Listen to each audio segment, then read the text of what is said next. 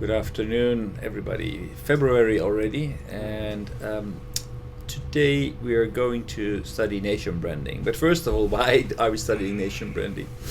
The reason is that actually in the past few weeks we have been talking about automation, AI, and the impact it will have on Japan. Basically, the impact that technology will have on Japan. There is a common understanding, or a general, I think a general tendency to think that technology will have a huge impact on employment, on society in Japan. But what will it mean for the future? And in the past few weeks, we have been looking at, okay, what is likely to develop for Japan? Where does Japan have opportunities? And basically what we looked at is a number of megatrends, and the megatrends is, okay, what's happening in Japan and where is Japan different from the rest of the world. So megatrends in Japan are aging society, individualization, single person households, merger and acquisition, and rising public debt. Those are the bigger themes. And if we look at those megatrends, then it's quite likely that Japan will, because they are facing, for example, with an aging society, that we will run into trouble, we will run into difficulties earlier than the rest of the world, because we are ahead of the curve in terms of aging society.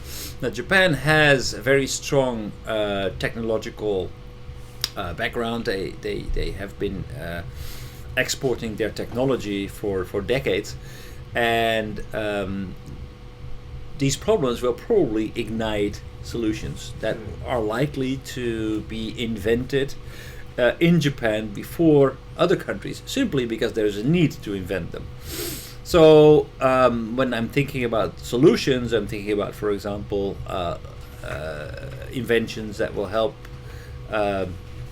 taking care of elderly, that will help to increase the productivity of the younger generation. This is absolutely necessary because there will be fewer shoulders of young people to support the elderly.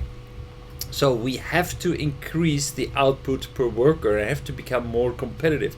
If we don't do that, we will not be able to sustain the elderly society. So that is another likely development, that in Japan we will use technology to actually increase productivity. Individualization, solutions that will help us, technology that will help us to cope with loneliness. We have been looking at robots that would be able to take care of elderly physically, but also mentally. If we use AI, if we let robots learn get to know people and actually adapt their behavior accordingly, then it could be a tool to actually fight loneliness. By the way, do you know the robot cafe? In Shinjuku? No, robot is connecting to disabled persons. Yeah. I showed you the video last time. Oh, really? Yeah. Yeah. That's only for 2 weeks. But it was pop-up cafe. It was one of the videos that I showed. That's right, Yeah. You showed me. Yeah. So that's one of the examples where basically people who are disabled, who are bedridden, can actually work because they have an extension through a physical presence through the robot. So from their beds they are able to manage the robots and, for example, serve them in cafes. Do you know that guy is a very talented person? Unique person, actually. So he actually was in a similar situation. So he applied his knowledge to help people who were bedridden, but he himself has been locked up in his room for 3 years. Couldn't come out because he couldn't cope with society. Exactly. So he had anxiety. So he knew exactly what the problem was, and coming up with a robot and actually a remote controlled device that could actually help you to engage with others is something that can only be thought of people who actually are in that situation. So Japan will have a number of unique situations that will help us to actually create inventions for problems that will occur later on in the rest of the world. So that would help us to actually develop technology that we can sell. Now, the problem is that I believe that in Japan we are not that strong in building a global brand. It used to be. What do you mean about just what you said on reaching to global brand? So a brand will help us to sell stuff overseas.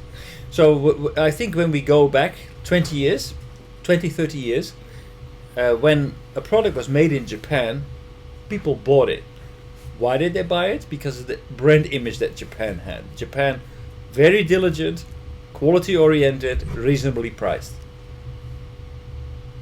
Right? That's why they were appealing. Basically, to be very irreverent, but basically, if Japan would take a product from that was developed in the United States, Europe, take it, build it themselves, improve upon it, and sell it at a lower price.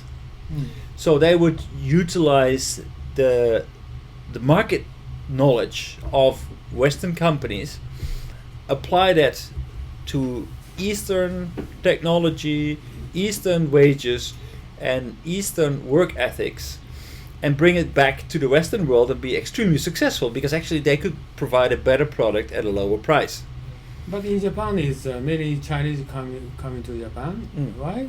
Because they said Japan is cheaper than China, right? And this kind of image was already in Japan. Right.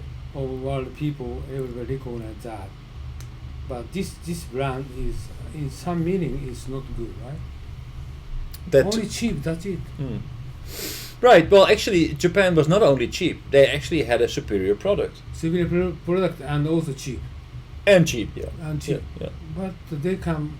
But this is bad image. Because well, the thing is, why? I mean, Apple has a superior product, but at a high price point. Why can Apple charge a superior price? Because they also have a brand image that's carefully crafted, that's appealing to Western customers, consumers. Like, I think a good example is Lexus. Lexus is a very high quality car, but it's a Toyota. Why is Lexus not mainstream in Europe? Even though they have maybe a better car, and Mercedes is more popular. Yeah, but why is that? Is Mercedes better, technologically speaking? Maybe not. No, but this trusted. Exactly. It's the brand. It's what people feel when they step into a Mercedes. Why my school is not trusted?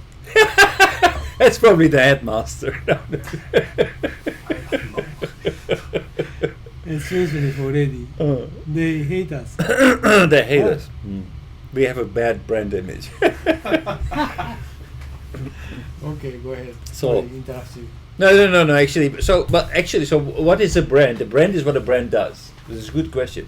A brand is what a brand does. So, if you are promising to, for example, raise global leaders, all right? Let's say, okay, we help to create global leaders. Then that experience needs to be exactly as advertised. So we raise global leaders. That means that people who are aspiring to become global leaders, they come here. They want to see a curriculum. They want to see a clear path. They want to see exams that will certify what they're doing, and they want to see the results. They want to see output of people who actually have succeeded. Oh, by the way, Japan has very good brand 3 decades ago, okay? 4 decades ago. But that brand disappeared. How come? I think because actually what Japan had was high quality, low price. But Japan's products are no longer low priced, because there are other countries that have come up that are lower priced than the Japanese products, and they produce goods at a at a quality that is not so much inferior to the Japanese products anymore. So Japan has lost its price edge, and because they don't have the brand image, they don't have the connection to the consumers and know exactly how to touch them, they are losing their competitiveness.